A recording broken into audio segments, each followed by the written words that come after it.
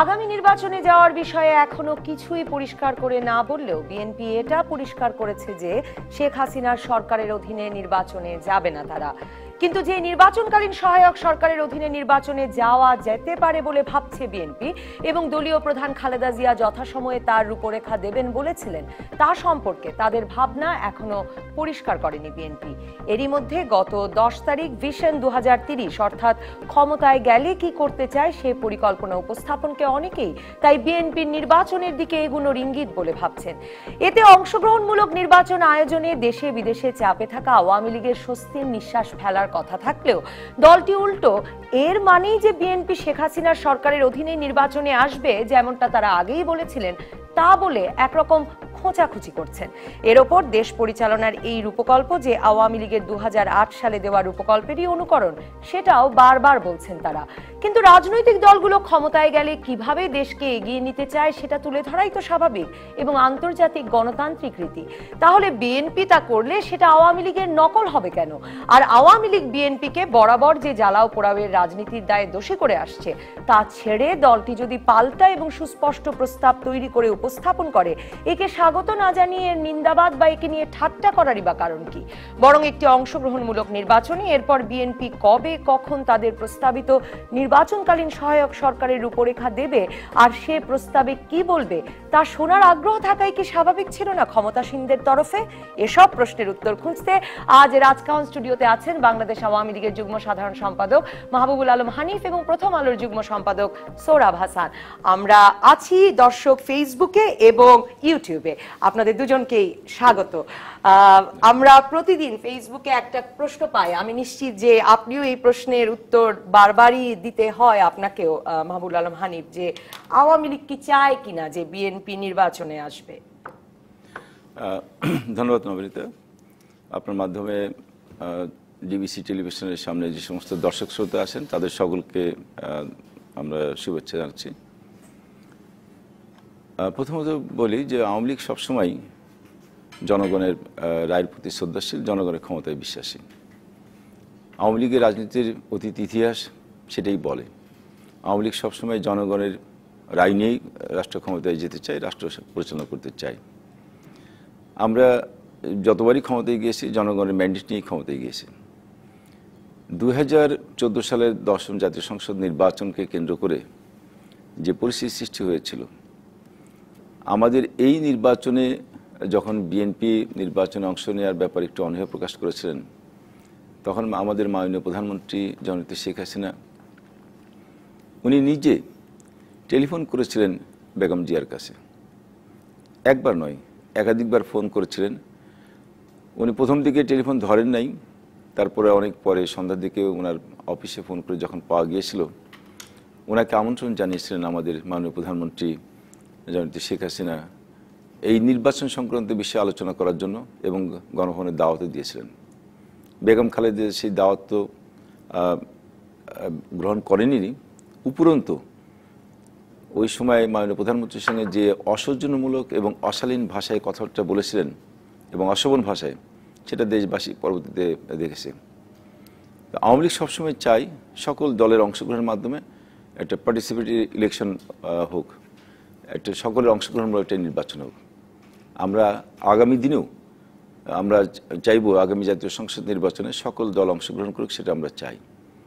আমরা সেই লক্ষ্যে আমরা বারবারই বলে এসেছি। বিএনপিকে আমরা বলেছি শেখ হাসিনার সরকারের অধীনে তারা নির্বাচনে যাবে না, মানে কাজেই 2014 সালের 5ই জানুয়ারি নির্বাচনেও তারা যে কারণে যায়নি সেই জায়গায় তো তারা আছে। হ্যাঁ, আমরা বলেছি যে সংবিধান বহির্ভূত কোনো কাজ করা যাবে না, সংবিধানের মধ্যে থেকেই নির্বাচন নিয়ে ভাবতে হবে। বিএনপি 10ম জাতীয় সংসদ নির্বাচনে অংশ না নিয়ে যে ভুল করেছে, সেই ভুলের পুনরাবৃত্তি বিএনপি আবার করবে এটা আমরা আশা করি না। আমরা চাই যে বিএনপি আগামী জাতীয় সংসদ নির্বাচনে অংশ নেবে এবং সেই নির্বাচনটা অবশ্যই সংবিধান সম্মত অনুযায়ী হবে। সংবিধানের বাইরে কোনো নির্বাচন অনুষ্ঠিত হওয়ার কোনো সুযোগ নেই। এবং আমরা মনে করি বা দেশের জনগণও মনে করে এই প্রতিটা বার বা কোনো কিছু ছোটখাটো বিষয় হলেও বা প্রতিবার নির্বাচনের সময় আসলে সংবিধানের বাইরের পথ খোঁজা, এই ধরনের মানসিকতা থেকে বের আসার প্রয়োজন আছে। আমাদের স্বাধীনতার প্রায় 46 বছর অতিক্রান্ত হয়ে গেছে। এই ৪৬ বছরেও আমরা সংবিধানের বাইরে কেন আমরা হাঁটব? আমাদের এখন সকলের লক্ষ্য যে সংবিধানকে সমুন্নত রাখা এবং সংবিধানের মধ্য থেকেই আমাদের উত্তরণের পথ খুঁজে বের করা। সংবিধান তো আপনারা আপনাদের মতো করে বদলে ফেলেছেন, এটা তো সবসময় বিএনপি বলেই আসছেন। কালকে মির্জা ফখরুল ইসলাম আলমগীর সময় দিয়েছেন আর আমাদেরকে, তিনিও এই পুরো প্রেক্ষাপটটি বর্ণনা করলেন যে আসলে এমনকি আওয়ামী লীগের সাংসদরাও কেউ তখন তত্ত্বাবধায়ক সরকার বাতিলের পক্ষে ছিলেন না, যখন এটা এক রকমের বাতিল হয়ে গেছে। এটা আসলে তো আমার মনে হয় যে একটু ভুল ব্যাখ্যা আছে। যখন ৯৬ সালে তত্ত্বাবধায়ক সরকারের বিধান এসেছিল তখন কিন্তু ওই সময় এটা সংবিধান সংশোধনের সময় পরিষ্কার উল্লেখ ছিল যে ৩টি নির্বাচন তত্ত্বাবধায়ক সরকারের অধীনে হবে।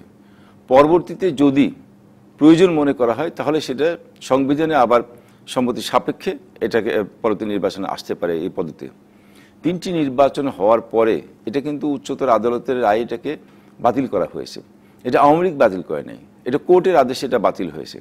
এবং একটা বিষয় লক্ষ্য করা যায় যে ৩টি নির্বাচন তত্ত্বাবধায়ক সরকারের অধীনে হয়েছে, এই ৩টা নির্বাচনে কিন্তু কোনোটাই বিতর্কের ঊর্ধ্বে ছিল না। প্রত্যেকটা নির্বাচনের পরেই পরাজিত দল তারা নির্বাচনকে প্রশ্নবিদ্ধ করেছে। তো এর মাধ্যমে এটা প্রমাণিত যে তত্ত্বাবধায়ক সরকার হলেই যে নির্বাচন প্রশ্নহীন, প্রশ্ন ছাড়া হবে বা একেবারেই সকলের কাছে গ্রহণযোগ্য হবে, এটা আমার মনে হয় যে অতীতের রেকর্ড সেটা বলে না। আমরা যদি দেখি যে প্রত্যেকটা নির্বাচনের পরই পরাজিত দল এই নির্বাচনকে কেন্দ্র করে তাদেরকে হারিয়ে দেওয়া হয়েছে, নির্বাচনের ষড়যন্ত্র, অনেক কথাটা দেশবাসী শুনেছে। অর্থাৎ তত্ত্বাবধায়ক সরকারের অধীন নির্বাচন হলে সেই নির্বাচন সকলের কাছে গ্রহণযোগ্য হচ্ছে, সেটা কিন্তু প্রতীয়মান নয়। সোহরাব হাসান, আমি আপনার লেখা পড়ছিলাম যে ভিশন ২০১৮ কই, সেটাই বোধহয় এখন সবচেয়ে বড় প্রশ্ন যে নির্বাচনটা কি করে হবে। কারণ আপনি কি মনে করছেন যে বিএনপি আসলে নির্বাচনের দিকে হাঁটতে শুরু করেছে এই ভিশন 2030 উপস্থাপনের মাধ্যমে? আচ্ছা, ধন্যবাদ নবনীতা। বিএনপি শুধু হাঁটতে শুরু করেনি, বিএনপি নির্বাচনের প্রস্তুতি নিচ্ছে সাংগঠনিকভাবে এবং রাজনৈতিকভাবে যার প্রথম সূচনা হলো 2030 ভিশন বা তাদের কি বলে রূপকল্প যদি বলি, তাদের রূপকল্প। আর সাংগঠনিকভাবে তারা বিভিন্ন জেলায়, উপজেলায়, কেন্দ্রীয়ভাবে তারা কমিটি যাচ্ছে, নেতারা যাচ্ছেন। তার উদ্দেশ্য তো মানুষকে বোঝানো তারা কি করতে চায়, তারা কি চায়। যদি নির্বাচন না হয়, মনেও করিয়ে দিচ্ছেন যে প্রস্তুতি তারা নিচ্ছেন, কিন্তু শেখ হাসিনার অধীনে নির্বাচন, শেখ হাসিনার অধীনে নির্বাচন, এটি ব্যক্তিগতভাবে কেউ কেউ বলেছেন, কিন্তু দলীয়ভাবে এরকম কোনো অবস্থান নেননি। না, বেগম খালেদা জিয়াও বলেছেন, কিন্তু দল সিদ্ধান্ত নিয়ে কোনো স্থায়ী কমিটি বা কার্যনির্বাহী কমিটির সিদ্ধান্ত নিয়ে এরকম কোনো বার্তা দেয়নি, যেটি 2014 সালের নির্বাচনের আগে দিয়েছিল তারা। সুতরাং নির্বাচনে তারা যেতে প্রস্তুত বলে আমি মনে করি। এখন নির্বাচনটা কিভাবে হবে, এবং আওয়ামী লীগও যেটি হানিফ ভাই বললেন যে আমরা চাই যে সবার অংশগ্রহণে সব দলই নির্বাচনে আসুক। এখন এই যে প্রশ্নটি যে নির্বাচনে আসুক বা নির্বাচনে না আসুক, এই প্রশ্নটি কেন আসবে? যদি আমরা এরকম পৃথিবীর বেশিরভাগ মানে পৃথিবীর প্রায় সব দেশেই নির্বাচন হয় সাংবিধানিকভাবে যে সরকার থাকে সেই সরকারের অধীনেই। আমি মনে করি সেখানে বাংলাদেশে এই হওয়ার ব্যত্যয় প্রয়োজন যদি না দেখা দিত আদৌ 1996 সালের সেই তত্ত্বাবধায়ক সরকার সহ, সেটা কিন্তু সবচেয়ে ভালো হতো। আমরা 46 বছর ধরে এই যে বিতর্ক করে যাচ্ছি, সাংবিধানিক সরকারের অধীনে হবে না সামরিক সরকারের অধীনে, তো আমরা 16 বছর নির্বাচন দেখেছি না, সংবিধানের বাইরে যে বা নতুন কোনো ধারা সংযোজন করে যেটি তত্ত্বাবধায়ক সরকার হয়েছিল। তত্ত্বাবধায়ক সরকার যেমন অবাধ সুষ্ঠু নির্বাচনের প্রয়োজনে এটি হয়েছে বলে আমরা দাবি করতে পারি, আবার একইভাবে এই তত্ত্বাবধায়ক সরকার ব্যবস্থাও কিন্তু সুষ্ঠু অবাধ নির্বাচন দিতে পারেনি, যেটা 2007 সালের। সুতরাং আমি মনে করি যে এই তত্ত্বাবধায়ক সরকার ব্যবস্থাকে দলীয় স্বার্থে ব্যবহার করা হয়েছে। সুতরাং আমরা যদি ওই অধ্যায় ভুলে যেতে চাই, আমরা রাজনৈতিক নেতৃত্বকে, সেটা যার ক্ষমতাসীন এবং ক্ষমতার বাইরে আছেন, তাদের কাছে করজোরে আবেদন জানাবো যে আপনারা একমত হন যে আপনারা একটু সুষ্ঠু নির্বাচন চান, এবং সুষ্ঠু নির্বাচন করতে হলে কি কি করতে হবে। সংবিধান ঠিক আছে, সংবিধান পরিবর্তন করা যাবে না, তাহলে কি ভয় কেন? প্রধানমন্ত্রী বলে যে, যদি বলা হয় যে বিএনপি যে বলছে প্রধানমন্ত্রীর অধীনে, বর্তমান প্রধানমন্ত্রীর অধীনে হবে না, প্রধানমন্ত্রী কি 300 আসনে যে ভোটে প্রভাবিত করেন বা প্রধানমন্ত্রী, তাহলে কারা করেন, কিভাবে করেন? সেই ভোটকে যাতে প্রভাবিত করতে না পারে এরকম একটা ব্যবস্থা করা কি যায় না? আমরা তত্ত্বাবধায়ক আমলে করেছি, যদি ধরেও নেই দলীয় সরকারের অধীনে কেন হবে না? আমি তো মনে করি যে এক্ষেত্রে বিএনপির চেয়ে চ্যালেঞ্জ হচ্ছে আওয়ামী লীগের, যে আওয়ামী লীগ এবং 73 সালে একমাত্র যে বিতর্ক, 73-এর নির্বাচন নিয়েও বিতর্ক আছে, কিন্তু পরবর্তীকালে যে নির্বাচন হয়েছে তার চেয়ে নির্বাচন অনেকটা সুষ্ঠু হয়েছিল। এরপর যতগুলোই দলীয় সরকারের অধীনে নির্বাচন হয়েছে, আমরা যদি 2014 বাদও দেই, যেহেতু বিএনপি আসেনি, এর আগের যতগুলো নির্বাচন হয়েছে সেই নির্বাচনগুলো বিতর্কিত হয়েছে, এবং কোনো কোনো নির্বাচন সামরিক শাসনের মধ্যে হয়েছে, সামরিক আইনের মধ্যে হয়েছে। কিন্তু আমাদের কথা হচ্ছে যে নির্বাচন তো জনগণের জন্য, এবং নির্বাচনের প্রতিযোগী জনগণের প্রতিনিধি হিসাবে রাজনৈতিক দলগুলো, রাজনৈতিক দলের নেতা এবং প্রার্থীরা, তারা একটি সমঝোতায়, একটি মতৈক্যে আসুক, অন্য কোনো বিষয়ে দরকার নেই। যার যার রাজনৈতিক নীতি, যার যার রাজনৈতিক দর্শন জনগণের কাছে জানাবে, জনগণ যাকেই করবে। এটুক নিশ্চয়তা আমরা চাইব জনগণ, যে ভোট মানুষ দিতে পারবে।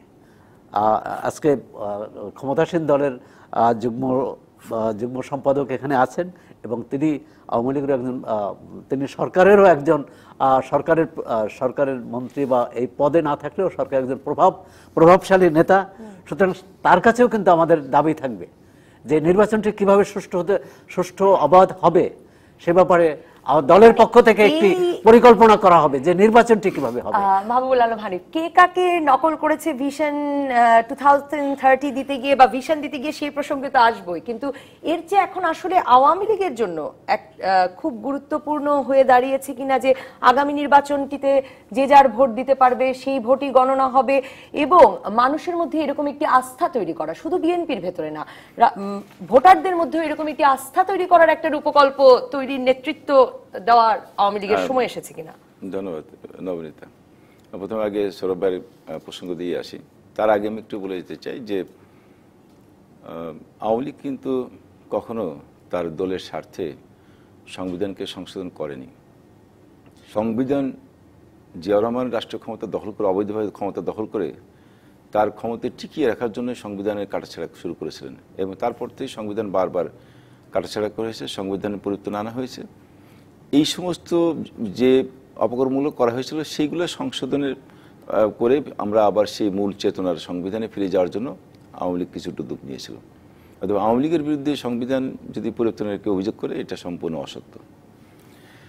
এবার আসি আমরা ভোটের ক্ষেত্রে, ভোটের কথা আমি একটু আগে বলেছিলাম যে তত্ত্বাবধায়ক সরকারই কিন্তু অবাধ সুষ্ঠু নিরপেক্ষ ভোট করার জন্য একমাত্র মাধ্যম নয়, বা তত্ত্বাবধায়ক সরকারি যে সফলতা এনেছে সেটা নয়। সৌরভ ভাই একটু আগেই বললেন যে 2008 সালের নির্বাচনে বা তত্ত্বাবধায়ক সরকার অধীনের নির্বাচনগুলোকে উনি বলেন বিতর্কযুক্ত নির্বাচনে বলেছেন। তার মানে তত্ত্বাবধায়ক সরকার অধীনের যে নির্বাচন কোনোটাই যে বিতর্কের ঊর্ধ্বে ছিল এটা দাবি করার কোনো কারণ নেই। সবগুলো আপনি হয়তো আপনি ভুল হতে পারে। আমরা একটা বিষয় বলেছি যে আমরা আমাদের উপর আস্থা রাখতে হবে, আমাদের মাননীয় প্রধানমন্ত্রী জননেত্রী শেখ হাসিনার উপর আস্থা রাখতে হবে।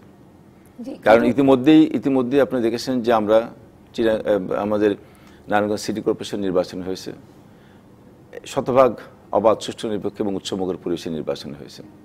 আমাদের কুমিল্লা সিটি কর্পোরেশন নির্বাচন হয়েছে, এখানে কিন্তু শতভাগ অবাধ সুষ্ঠু নির্বাচন হয়েছে। নবনীতা, আমি একটা কথা বলি, 2টি সেন্টারে জাল ভোটের অভিযোগ এসেছিল এবং সেই 2টি সেন্টারে ভোট বাতিল করা হয়েছিল, তাৎক্ষণিকভাবে ভোট গ্রহণ স্থগিত করেছিল।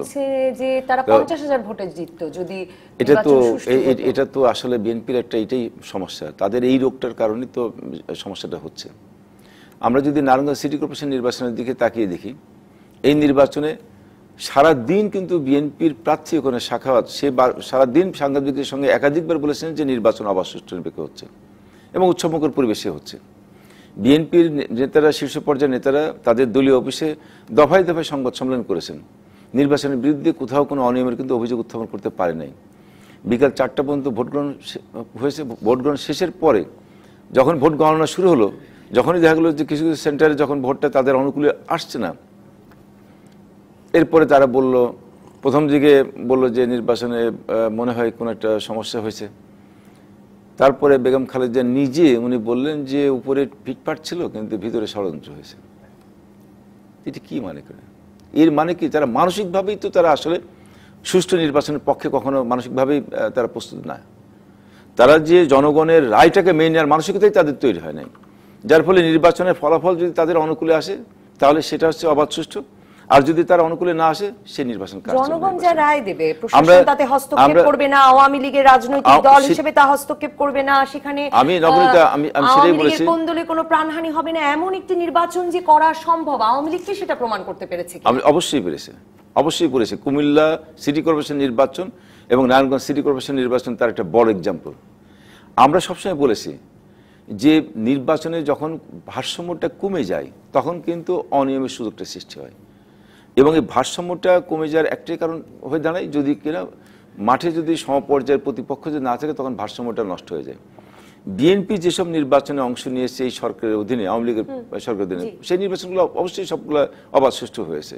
এই নির্বাচনে কেউ কোনো কারচুপির কথা বলতে পারে না।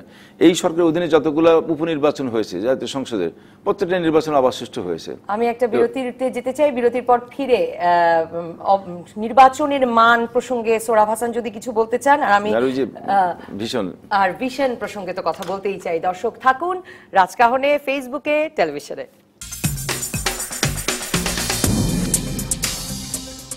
ফিরে এলাম রাজকাহনে। আমি আসবো মাহবুবুল আলম হানিফ আপনার কাছে, কিন্তু সোহরাব হাসান আপনি একমত কিনা যে 2014-র পর থেকেও যে নির্বাচনগুলো হয়েছে তার মান সম্পর্কে?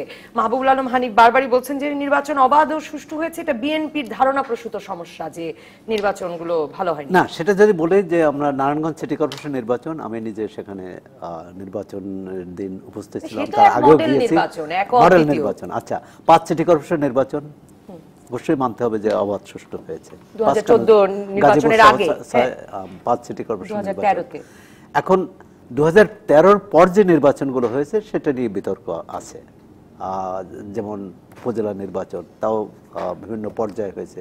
বিশেষ করে যে বিতর্ক সবচেয়ে বেশি বিতর্ক হয়েছে সেটা হচ্ছে ইউনিয়ন পরিষদ নির্বাচন। সেটা কিন্তু রাজনৈতিক মত পথের কারণে অতটা না, যতটা হয়েছে আওয়ামী লীগের নিজেদের ভিতরে। আমি তো মনে করি যে সহিংসতাটা আওয়ামী লীগের একটা সাংগঠনিক দুর্বলতা হিসেবে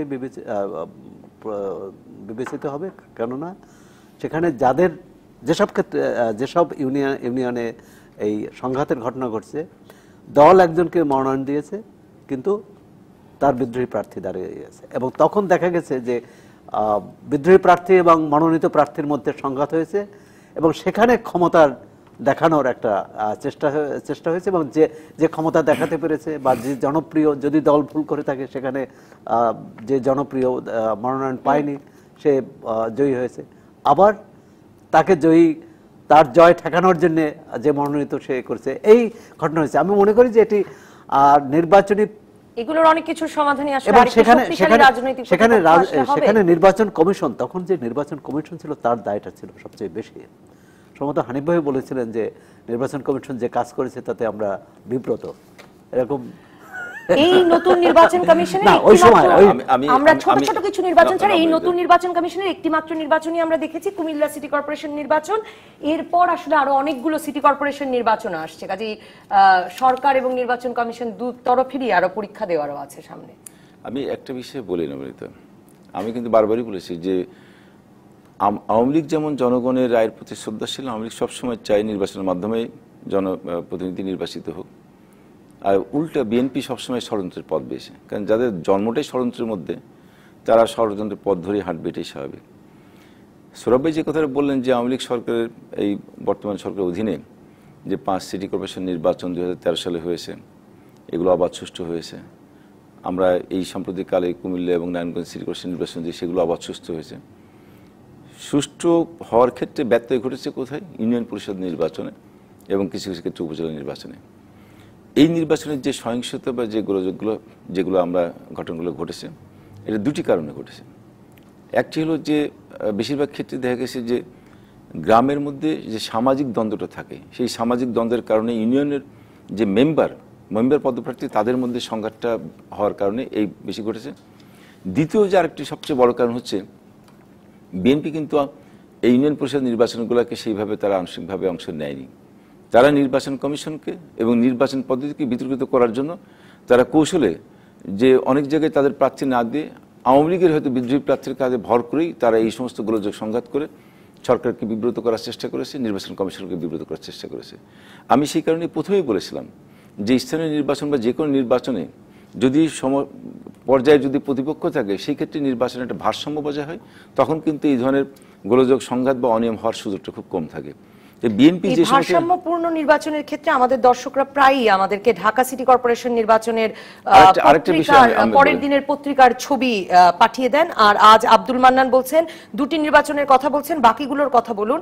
আর বেলাল বিন নূর বলছেন একটা নির্বাচন দিয়ে প্রমাণ করতে চাইছেন আওয়ামী লীগের অধীনে সুষ্ঠু হবে। এটা আমি তো দুটি নির্বাচন কেন, আমি 5টা সিটি কর্পোরেশন নির্বাচন, যতগুলো জাতীয় সংসদের উপনির্বাচন এবং এই যে সম্প্রতিকালে 2টি সিটি কর্পোরেশন নির্বাচন, এই সবগুলো নির্বাচন তো এই সরকারের অধীনে হয়েছে, সবগুলো নির্বাচন তো অবাধ সুষ্ঠু হয়েছে। সকলে বিশ্বাস করেন, সকলের বিশ্বাসে আসে যে আওয়ামী লীগের অধীনে সুষ্ঠু নির্বাচন সম্ভব। এরকম একটি পথ বিএনপি বলছে তারা নির্বাচনকালীন সহায়ক সরকারের রূপরেখা ভাবছে এবং বেগম খালেদা জিয়া উপস্থাপনও করবেন। আওয়ামী লীগ এরকম কোন পথ ভাবছে কিনা, এরকম কোন ভিশন ভাবছে কিনা? আমরা মনে করি যে নির্বাচনের সময় সকল দল যদি নির্বাচনে অংশ নেয় এবং নির্বাচনে যদি কালীন সময় নির্বাচন তো অ্যাকচুয়ালি হয় হচ্ছে নির্বাচন কমিশনের অধীনে, সেই সময় নির্বাচন কমিশনই টোটাল নির্বাচনটা পরিচালনা করে, সরকার থাকে তাদেরকে শুধু সাপোর্টিং হিসাবে, সহায়ক হিসাবে। তো সেই নির্বাচন কমিশনকে যদি সকল রাজনৈতিক দল সহায়তা করে, নির্বাচন অবশ্যই অবাধ সুষ্ঠু সম্ভব, সব দলই। আর নির্বাচনে যে আমাদের দেশের যে ভোটের যে কারচুপির যে টেন্ডেন্সি যেটা আছে, সেটাকে দূর করার জন্য আমরা সহজ পদ্ধতি ব্যবহার করতে পারি। আমরা যদি ইভিএম পদ্ধতি ব্যবহার করি, তো সেই ক্ষেত্রে কিন্তু ভোট কাউন্টিংয়ে যেমন সমস্যা থাকবে না, কারচুপির হওয়ার সম্ভাবনা থাকবে না, ভোট প্রদানের ক্ষেত্রে কোনো জালিয়াতি করার সুযোগ থাকবে না, ব্যালট কেউ নিয়ে পালিয়ে যাবে সেটারও কোনো সুযোগ থাকবে না। সেক্ষেত্রে যদি ইভিএম পদ্ধতি আমরা যদি যেসব দেশ ব্যবহার করেছে সেসব দেশে আবার অনেক বিতর্ক আছে, সেটাকে যেগুলোতে অনলাইন সিস্টেম আছে সেখানে হ্যাকিং এর সুযোগ আছে। কিন্তু এখানে যদি ইভিএমটা তো অনলাইন যদি আমরা না করি, আমরা তো এখানে ডাইরেক্ট ওখানে যে সেন্টারে যে ভোট দিবে সেই ক্ষেত্রে তো হ্যাকিং হওয়ার সুযোগ থাকে না। আপনারা এই পদ্ধতিগুলো ভাবছেন ইভিএম এর মতো। রাষ্ট্রপতিকে সোহরাব হাসান, আপনার মনে থাকবে যে রাষ্ট্রপতির সঙ্গে যখন নির্বাচন কমিশন গঠন নিয়ে রাজনৈতিক দলগুলো দেখা করতে গেল এবং প্রধানমন্ত্রী শেখ হাসিনার নেতৃত্বে আওয়ামী লীগ গেল, আওয়ামী লীগ সভানেত্রীর নেতৃত্বে, তখন আওয়ামী লীগ গিয়ে এই ইভিএম এর প্রস্তাবটি যেমন দিয়ে এসেছিল, তেমনি নির্বাচনকালীন সরকারেরও কিন্তু এক রকমের কি করবে তখন সরকার, কি করবে না, এরকম একটা রূপরেখা কিন্তু তখন তারা দিয়েছিল। বিএনপি, আমি বলছি যে আওয়ামী লীগ একটা রূপরেখা দিয়েছে এবং বিএনপিও কিন্তু নির্বাচন কমিশন, নির্বাচন কমিশনের কি ক্ষমতা থাকবে, তার কি এখতিয়ার থাকবে এবং নির্বাচনকালীন সময়ে প্রশাসনের কি ভূমিকা হবে এ সম্পর্কে বিএনপি বলেছে। এবং এই একটি ক্ষেত্রে কিন্তু বিএনপি আওয়ামী লীগ খুব দূরত্বে নেই। রাষ্ট্রপতির কাছে তারা দুই পক্ষ থেকে, দুই দল থেকে যে প্রস্তাব দিয়েছে তা কাছাকাছি। এখন যে ভয়টা, বিএনপি যেহেতু ক্ষমতায় নেই, বিএনপির ভয় হচ্ছে যে এটি বাস্তবায়ন হবে কিনা, যে নির্বাচন কমিশন তখন নির্বাচনের ব্যাপারে সর্বময় ক্ষমতার অধিকারী থাকবে, সেটি করতে পারবে কিনা, প্রশাসন তার কথা শুনবে কিনা, আইন শৃঙ্খলা রক্ষাকারী বাহিনীর কথা শুনবে, বাহিনী তার কথা শুনবে কিনা। এক্ষেত্রে আমি মনে করি ক্ষমতাসীন দলের উচিত দায়িত্ব যে তাদের আস্থায় আনা। সেটি শুধু বিএনপি না, যে কোনো একজন নাগরিক হিসেবে আমি যদি সংশয় প্রকাশ করি, আমাকেও আমি মনে করি যে সরকারের দায়িত্ব যে এই সংশয়টা, আমি ভোট দিতে যেতে পারবো, ভোট দিয়ে আসবো এবং যে ভোট দেবো সেটি তার প্রতিফলন ফলাফলে হবে। আমি মনে করি এটা যে কোনো রাজনৈতিক দলের, যে কোনো দায়িত্ব, গণতান্ত্রিক দলের এবং সরকারের দায়িত্ব। আমি একটু আপনাকে ইন্টারভিউ করে কি আসছে, কি করে আসবে? যে ব্যক্তিটি মানসিকভাবে অসুস্থ তাকে আপনি কোন ওষুধ দিয়ে আপনি রোগ সারাবেন? এখন বিএনপি তো মানসিকভাবে তো অসুস্থ। আপনি দেখুন, আমি জিজ্ঞেস করি আস্থায় কি করে আসবে যে বিএনপি একটি ভিশন 2000, আমি যদি একটু, জি আপনি শেষ করেন আগে। 2030 যে ভিশন দিয়েছে, এর মধ্যে যে সবচেয়ে বড় দুর্বলতা হচ্ছে যে যুদ্ধাপরাধের বিচারের ব্যাপারে কোনো কথা নেই। আমি এটি স্বীকার করি, আওয়ামী লীগের সাধারণ সম্পাদক এটা বলেছেন, মনে করি। কিন্তু এর বাইরে যে সব প্রস্তাব দিয়েছে আওয়ামী লীগের অনেকগুলোই আওয়ামী লীগের সম্পূরক প্রস্তাব, অনেকগুলোই তারা কি করতে পারবে বা কিছুটা এগোনো, যেমন শিক্ষা ও স্বাস্থ্য খাতে তারা জিডিপির 5 ভাগ করে 10 ভাগ এবং আমাকে এর অন্যতম রূপকার যদি আমরা এটা বলি, আমি বলি যে এটা কেন হানিফ ভাই, এটা কেন আওয়ামী লীগ ইতিবাচক ভাবে নেবে? আমি খুব ইতিবাচক ভাবে বলছেন যে ধারাবাহিকতা রক্ষাটাও তো একটা নবনীতা সৌরভ ভাই যেন বলছে আমাকে কথা সুযোগ দিতে হবে। আমি এটাকে মানে আস্থায় আনবেন কি করে? কারণ আপনি এইমাত্র মানে একটি মন্তব্য করলেন, তারপরে আপনারা ভিশন 2030 একটা দেওয়া মাত্র আপনারা একে অন্তঃসার শূন্য এবং মানে এর মধ্যে খারাপ কি দেখলেন? আমি সেটাই আসি। আমি খারাপ এখানে আমি খুব আস্থা নিয়েই বলছি যে আমি প্রথমত বেগম খালেদাকে ধন্যবাদ দিয়েছি, তারা ভিশন 2030 যেটা দিয়েছে, যে তারা অন্তত ধ্বংসাত্মক চিন্তা চেতনা থেকে নির্বাচনের দিকে আসার একটা মানসিকতা পোষণ করে দিয়েছে, এই জন্য ধন্যবাদ দিয়েছি। এখন এটার মধ্যে কি আসে সেটা দেখতে হবে। সৌরভ ভাই ওখানে খুঁজে পেয়েছেন যে যুদ্ধাপরাধীদের বিষয়ে কিছু বলেননি, এটার একটা নেগেটিভ ছাড়া আর সব ভালো আছে।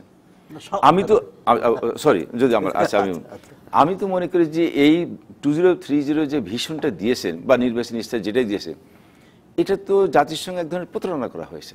এর মধ্যে অজস্র ভণ্ডামি এবং প্রতারণামূলক আছে, যেটা আমি একটা একটা করে বলি, শুনতে থাকুন। যে উনি বলেছেন যে ক্ষমতায় গেলে 1974 সালের বিশেষ ক্ষমতায়ন বাতিল করা হবে। বেগম খালেদা জিয়া এই কথা কতবার বলেছে? 1991 নির্বাচনের আগে নির্বাচনের ইস্তাহারে ছিল, 1996 সালের নির্বাচনের ইস্তাহারে বেগম খালেদা বলেছেন, 2006 সালের আগেও বলেছেন, এবং মাঠে ময়দানে বিরোধী দলে থাকা অবস্থায় তো অজস্রবার বলেছেন। উনি নিজে দাবি করেন 3 বারের প্রধানমন্ত্রী। 3 বারের প্রধানমন্ত্রী ক্ষমতায় থাকার পরে এই 74 সালের বিশেষ ক্ষমতায়ন বাতিল করেননি কেন? বরং এই আইনটার অপপ্রয়োগ করে বিরোধী রাজনীতিকে দমন করেছেন। আপনারাও বলেছিলেন বিচার বহির্ভূত হত্যাকাণ্ড বন্ধ করবেন। নবনীতা আমাকে শেষ করে দিতে হবে। তাহলে আমি যে মানে পয়েন্টগুলো আমি বলছি যে যেগুলা উনি ভণ্ডামি করেছেন বা করেছেন সেগুলোর কথা বলাচ্ছেন। উনি বললেন মুক্তিযোদ্ধাদের সম্মান করবেন, শহীদদের প্রকৃত তালিকা করবেন। উনি তো মুক্তিযুদ্ধের চেতনায় বিশ্বাসী না। উনি রাজাকার আলবদর পাকিস্তানের সৈনিকদের নিয়ে এখনো জোট করে ওখানে চলছেন। উনি কিভাবে উনি স্বাধীনতা বিরোধী বা যুদ্ধাপরাধীদের বিচার বন্ধের জন্য রাজপথে আন্দোলন করেছেন, ধ্বংসাত্মক কার্যকলাপ করেছেন। 30 লক্ষ শহীদদেরকে নিয়ে কটাক্ষ করে বক্তব্য দিয়েছেন, 30 লক্ষ শহীদের আত্মাকে পদদলিত করেছেন। এরপরে উনি কোন হিসাবে বলে যে মুক্তিযুদ্ধের পক্ষে ওনার সম্মানবোধ আছে? এটা দাবিতে উনি করতে পারেন না। উনি বলেছেন কি ক্ষমতায় গেলে দ্বিতীয় পদ্মা সেতু নির্মাণ করবেন। তো ক্ষমতায় তো একাধিকবার ছিলেন, একটা সেতু নির্মাণ করতে পারেন নাই। এখন উনি দ্বিতীয় পদ্মা সেতু নির্মাণ করবেন বলেছেন। উনি বলেছেন যে কি ক্রসফায়ার বন্ধ করবেন। এই দেশে ক্রসফায়ার কে চালু করেছে? গুম কে চালু করেছে? বিএনপি প্রতিষ্ঠাতা জিয়া রহমান। আপনারাও করতে পারেন নাই। আমি বলে যাই, আমি 2030 ভিশন নিয়ে বিএনপির ভিশন নিয়ে কথা বলছি না অবনীতা। আমি আমাদের ভিশন নিয়ে এখনো কথা উঠে নেই, সে যখন উঠবে তখন আমি কিন্তু সেটা ব্যাখ্যা দেব। এই বাংলাদেশে 2004 সালে র্যাব গঠন করে ক্রসফায়ার দিয়ে আওয়ামী লীগের নেতাকর্মীদের হত্যা করার পরিকল্পনা নিয়েই তো র্যাব গঠন করা হয়েছিল। সেটা করেছিলেন কে? Begum Khaleda Zia. Clean heart operation নামে 65 জন আওয়ামী লীগের নেতাকর্মীকে পিটিয়ে হত্যা করা হয়েছিল। কে করেছিল? বেগম খালেদা জিয়া। এই ওখানে বিনা বিচারে এইগুলো হত্যাকাণ্ডগুলো করেছিল। আওয়ামী লীগের 21,000 নেতাকর্মীকে হত্যা করা হয়েছিল, বিচার করেছেন? আওয়ামী লীগের শীর্ষ পর্যায়ের নেতা শাহ এস এম কিবরিয়া সাহেব, আমাদের আসুল্লাহ মাস্টার এমপি, আমাদের নাটোরের মমতাজ আহমেদ এমপি, খুলনার আমাদের মেয়র ক্যান্ডিডেট অ্যাডভোকেট মজলিমের মতো ব্যক্তিদেরকে হত্যা করা হয়েছিল প্রকাশ্যে, বোমা মারে, গ্রেনেড মারে এবং গুলি করে। বিচার করেছেন একটাও? কোনোদিন দুঃখ প্রকাশ করেছেন? 2004 সালে 21 আগস্ট আমাদের নেত্রী জননেত্রী শেখ হাসিনার সন্ত্রাসের বিরুদ্ধে শান্তিপূর্ণ একটা সমাবেশের উপরে যেভাবে গ্রেনেড হামলা চালিয়েছিলেন রাষ্ট্রীয় পৃষ্ঠপোষকতায়, সেটার জন্য উনি দুঃখ প্রকাশ তো দূরের কথা, পার্লামেন্টে পরের দিনকে যে বেগম খালেদা নিজে বলেছিলেন, সে মস্করা করে, যে এই হ্যান্ড গ্রেনেডগুলো নাকি তৎকালীন আমাদের বিরোধী নেত্রী শেখ হাসিনা তারা ভ্যানিটি ব্যাগে নিয়ে গেছিলেন। রাষ্ট্রীয় পৃষ্ঠপোষকতায় ধরে এই ধরনের কর্মকাণ্ড করার পরে দায়িত্ব নেয় নাই, ন্যূনতম একটা দুঃখ বোধ করে নাই, প্রকাশ করে নাই, একটা অনুতপ্ত হয় নাই। বেগম খালেদা এই যে সম্প্রতিকালে 2015 সালে যে 5ই জানুয়ারি থেকে 93টা দিন তার তথাকথিত অপরাধের নাম করে যে সারা দেশে ধ্বংসাত্মক কার্যকলাপ চালায়, 231 জন নিরীহ নিরাপরাধ মানুষ যারা কোনো রাজনীতির তাদের হত্যা করেছে, 2000 মানুষকে পুড়িয়ে করেছে, এই দুজনে কোনো দুঃখ প্রকাশ করেছেন? উনি বলেছেন, আমরা বলি যে উনি বলেছেন যেটা আমাদের ভুল হয়েছে, যে একটি ঘটনাও এখন পর্যন্ত প্রমাণ করতে পারে নাই সরকার যে বিএনপির নেতাকর্মীরা। তাহলে এগুলো তাহলে বলতে হবে যে ওই যারা মারা গেছে সব সুইসাইড করেছিল, আত্মহত্যা করেছিল, ওরা নিজের গায়ে পেট্রোল দিয়ে দিয়ে বাসে নিজের দিয়ে পুড়িয়ে হত্যা করেছে। যে এগুলো যদি হত্যাকাণ্ড না হয়ে থাকে তাহলে তো তারা আত্মহত্যা করেছিল, এটা ছাড়া তার বলার কিছু থাকে না। আমি একটা এবং সে আত্মহত্যাগুলো করেছিল বিএনপির অবরোধ কর্মসূচি বাস্তবায়ন করার জন্য। আমি একটা বিরতির পর ফিরে সোহরাব হাসান আপনার কাছেও জানতে চাইবো যে আপনি প্রসঙ্গটি তুললেন যে যুদ্ধাপরাধীর জি ভীষণ ওই যে 2030 এর মধ্যে আরো বহু পয়েন্ট আছে, আমি একটা একটা করে বলি, ওগুলো দেখলে পারে যে বিএনপি ওখানে বলেছেন যে তারা প্রতিজনের জন্য একজন করে ডাক্তার দিবে, এটা বাস্তবসম্মত। বিএনপি ওখানে বলেছেন যে তারা গেলে বিদ্যুৎ সেক্টরে তারা উন্নয়ন করবেন, ক্ষমতা থেকে 1 মেগাওয়াট বিদ্যুৎ উৎপাদন করতে পারে নাই। 4200 মেগাওয়াট বিদ্যুৎ আমরা রেখে গিয়েছিলাম 2001 সালে, আমাদের মাননীয় প্রধানমন্ত্রী শেখ হাসিনা রেখে গেছিলেন। এবার যখন ক্ষমতা উনি ছাড়লেন তখন 3150 মেগাওয়াট বিদ্যুৎ। কিন্তু মানে পিছনে না তাকিয়ে সামনে তাকানোর আর কোনো উপায়ই নাই। না, আমি এই কারণে বলছি যে তাদের তো এই ধরনের চিন্তা চেতনা নাই। এই যে এরা বলছে কি দেশকে আধুনিক তথ্য প্রযুক্তি সম্পন্ন দেশ গড়ার জন্য উনি গেলে 2030-এর মধ্যে 3G চালু করবেন। আরে কি অজ্ঞতার কথা! মা ন্যূনতম যদি জ্ঞান থাকতো এই ব্যাপারে তাহলে এই কথা লিখতো। 3G তো বর্তমান বাংলাদেশে চালু আছে। আমাদের তথ্য প্রযুক্তি বিষয়ক উপদেষ্টা মানে প্রধানমন্ত্রী তথ্য বিষয়ক উপদেষ্টা সজীব ওয়াজেদ জয় 7 মে আমাদের পার্টি অফিসে একটা এমপি দিনের কর্মশালায় উনি ওখানে বললেন যে আমাদের এখন উন্নত বিশ্বের সঙ্গে তাল মিলিয়ে চলার জন্য আমাদের খুব দ্রুতই 4G আমরা চালু করব। আমরা 4G নিয়ে এখন চালু করছি, 3G বাস্তবায়ন হয়ে গেছে। বেগম খালেদা 2030 সালে 3G চালু করবেন।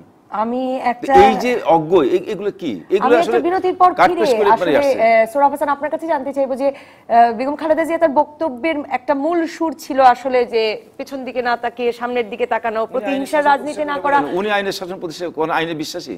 মানে এর কি আসলে বাংলাদেশের রাজনীতিতে আর কোনো উপায় আছে কিনা? মাহবুব আলম হানিফ, আমি আপনার কাছেও সেটা জানতে চাইবো। দর্শক থাকুন রাজকাহনে।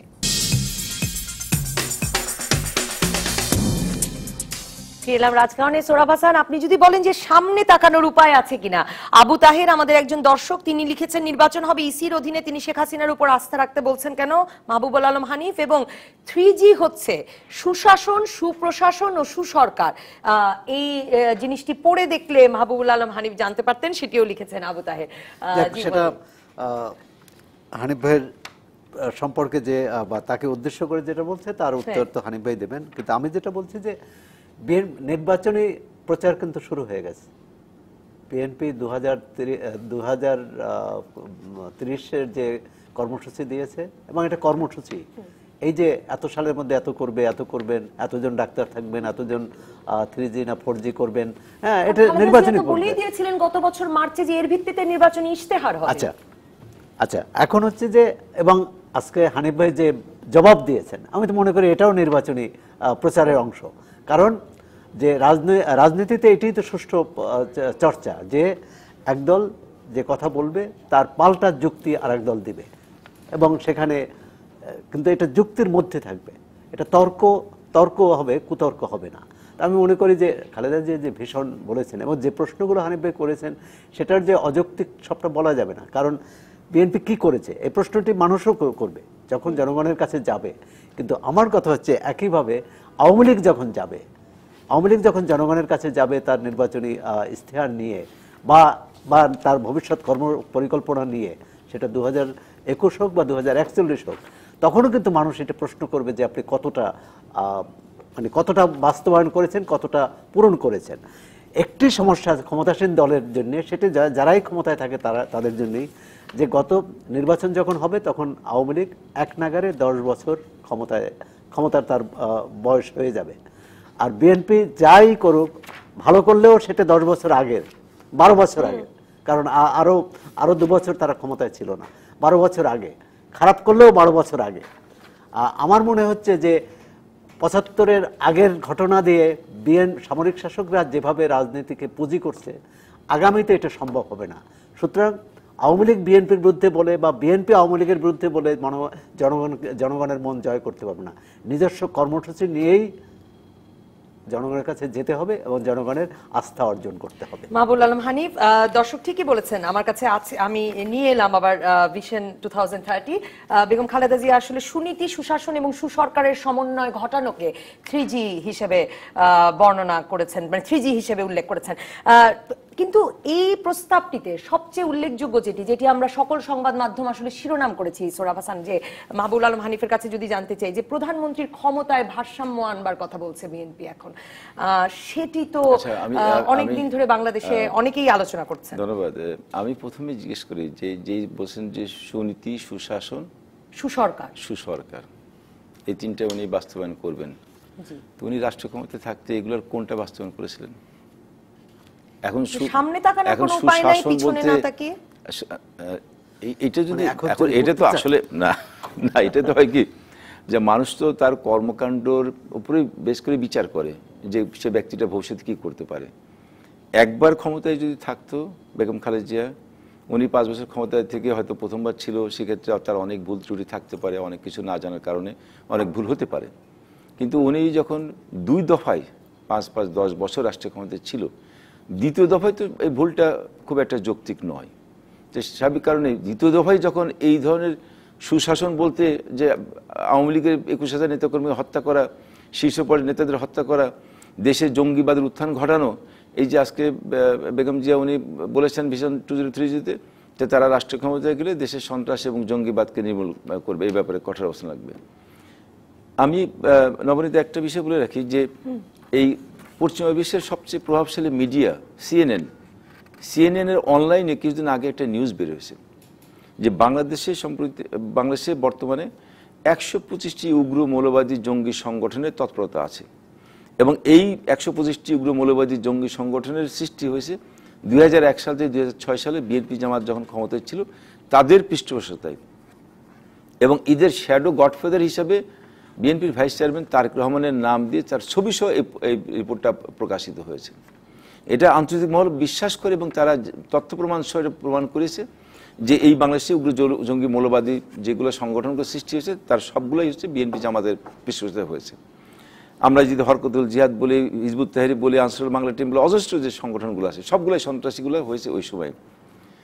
আমরা বাংলা ভাইকে দেখেছি প্রকাশ্যে জেএমবিকে রাষ্ট্র পৃষ্ঠপোষকতায় একদম প্রকাশ্যে অস্ত্র নিয়ে সশস্ত্র মহড়া দিতে, রাজশাহীতে এসপি মাসুদ মিয়া তখন ছিল, তার নেতৃত্বে আমরা দেখেছি।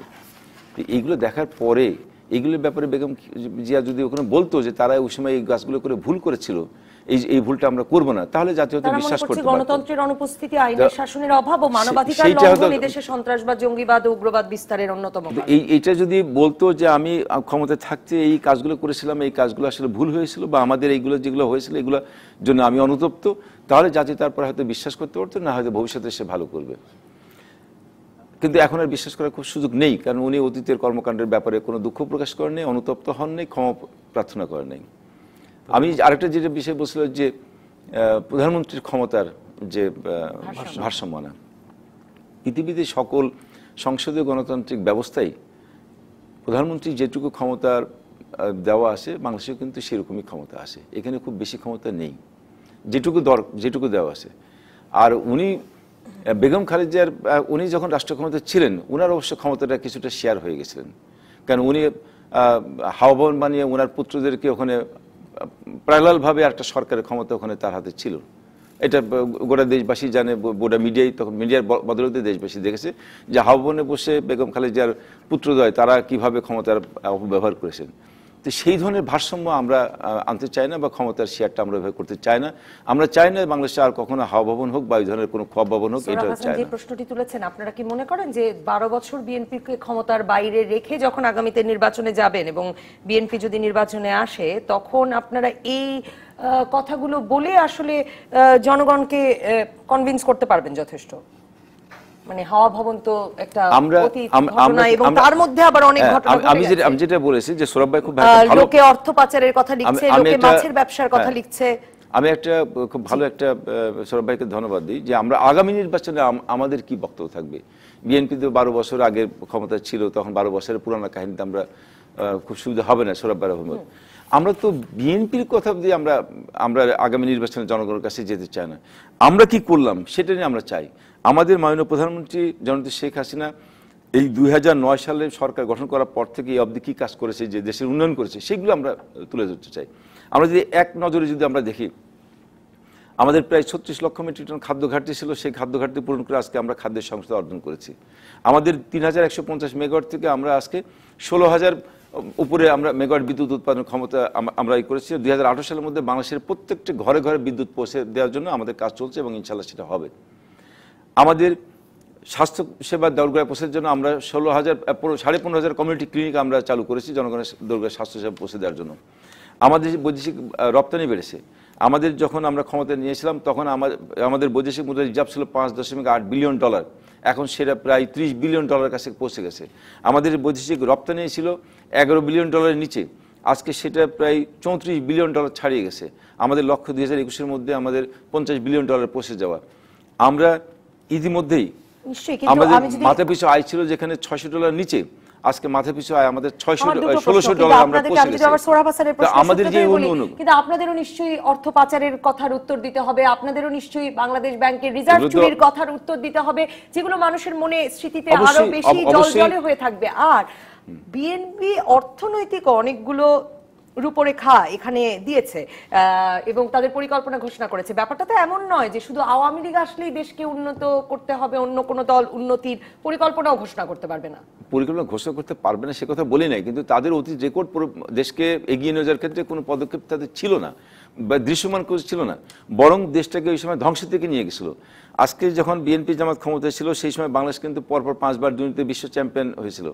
এই কলঙ্ক কিন্তু জাতির কপালে এঁকেছিল। বাংলাদেশ কিন্তু আন্তর্জাতিকভাবে ওই সময় সন্ত্রাসী রাষ্ট্র হিসেবে তালিকাভুক্ত করা হয়েছিল। বাংলাদেশ অন্ধকারের দিকে তুলিয়ে গেছিল, গোটা বিশ্ব এসে বাংলাদেশকে হতাশা ব্যক্ত করেছিলেন। আজকে সেই অন্ধকার থেকে আলোর পথে টেনে এনেছেন আমাদের বর্তমান প্রধানমন্ত্রী শেখ হাসিনা। আজকে কিন্তু বাংলাদেশের যে উন্নয়ন এবং অগ্রগতি, আমরা ইতিমধ্যে নিম্ন মধ্যমের দেশে উপনীত হয়েছে। আমাদের গোটা বিশ্ববাসী মনে করছেন যে এইভাবে যদি অগ্রগতি হয় 2021-এর মধ্যে আমাদের মধ্যমা দেশে যাবে।